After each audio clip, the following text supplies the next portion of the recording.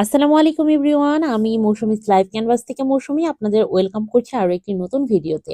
আজ আমি রান্না করব লতি দিয়ে চিংড়ি মাছ। আমরা অনেকেই লতি খেতে চাই না, মনে করি লতি খেলেই মনে হয় আমাদের গলা চুলকাবে। এই ধারণাটা আসলে ভুল। আপনি যদি সঠিকভাবে লতি রান্না করেন তাহলে কখনোই আপনার গলা চুলকাবে না। তো লতি রান্না করার জন্য প্রথমেই আমি চিংড়ি মাছগুলো একটু ভালো করে ধুয়ে বেছে এখন একটু ভেজে নিলাম। আর লতি দিয়ে চিংড়ি মাছ রান্না করার জন্য আপনারা একটু ছোট সাইজের চিংড়ি মাছগুলো নেবেন। ছোট সাইজের চিংড়ি মাছগুলো যদি আপনারা লতি দিয়ে রান্না করেন তাহলে সেটি কিন্তু বেশি ভালো লাগবে। আমার পার্সোনালি মনে হয় লতি চিংড়ি ছোট মাছ দিয়ে রান্না করাই ভালো।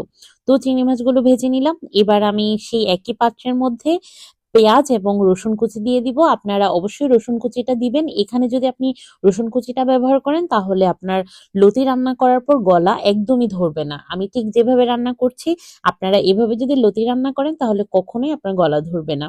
মশলা কষিয়ে এখন দিয়ে দিচ্ছি লতিগুলো। লতি আমি খুব সুন্দর করে বেছে নিয়েছি। আপনারাও আপনাদের পছন্দ মতো করে বেছে টুকরো করে নিবেন। আর মশলায় কিন্তু আমি সব সাধারণ মশলা ব্যবহার করেছি। সাধারণ মশলার বাইরে শুধুমাত্র একটু ধনে গুঁড়া এবং একটু জিরা গুঁড়া ছিল, যেটা দিলে আপনার লতির টেস্টটা কিন্তু খুব বেশি ভালো হবে।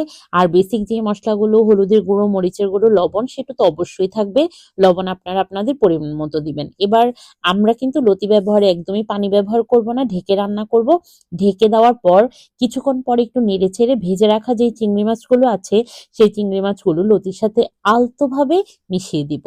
এবার আবারও কিছুক্ষণ ঢেকে রান্না করব। এই ঢেকে রান্না করার কারণে চিংড়ি মাছের যে ফ্লেভার সেটা কিন্তু লতির মধ্যে খুব ভালোভাবে ছড়িয়ে যাবে।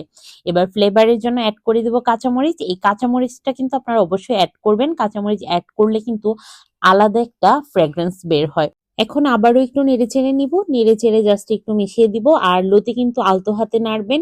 অতিরিক্ত জোরে নাড়াচাড়া করলে কিন্তু তখন লতিগুলো ভেঙে আঠালো হয়ে যাবে। আর আঠালো হয়ে গেলে কিন্তু লতি খেয়ে আপনি একদমই টেস্ট পাবেন না। তাই লতিটা অবশ্যই একটু কম পরিমাণ নাড়বেন আর আলতো হাতে নাড়বেন। বেশি ভালো হয় আপনি যদি কাঠের খুন্তি ব্যবহার করেন। আমার লতি রান্না কিন্তু প্রায় শেষের দিকে। এখন আমি ধনেপাতা এড করব। শীতের দিনে আপনি যে রান্নাই করেন না কেন সেটাতে তো অবশ্যই ধনেপাতা দিতে হবে। আর ধনেপাতা দিলে কিন্তু রান্নার টেস্টটা কিছুটা হলেও বৃদ্ধি পায়। আপনারা কে কোথা থেকে আমার ভিডিওটি দেখলেন সেটি কিন্তু অবশ্যই কমেন্ট করে জানাবেন। আর যারা ইউটিউব থেকে দেখছেন অবশ্যই আমার চ্যানেলটি সাবস্ক্রাইব করে দিবেন। ভিডিওতে লাইক, কমেন্ট, শেয়ার করে পাশে থাকবেন। যারা ফেসবুক থেকে ভিডিওটি দেখছেন তারাও আপনার ওয়ালে শেয়ার করে দিবেন এবং একটু আমার পেজটি ফলো করে দিবেন। অনেক অনেক ধন্যবাদ এবং শুভকামনা জানিয়ে আজকের মতো বিদায় নিচ্ছি। পরবর্তীতে নতুন কোনো রেসিপি নিয়ে দেখা হবে আপনাদের সবার সাথে। সে পর্যন্ত সবাই ভালো থাকবেন, সুস্থ থাকবেন। আসসালামু আলাইকুম।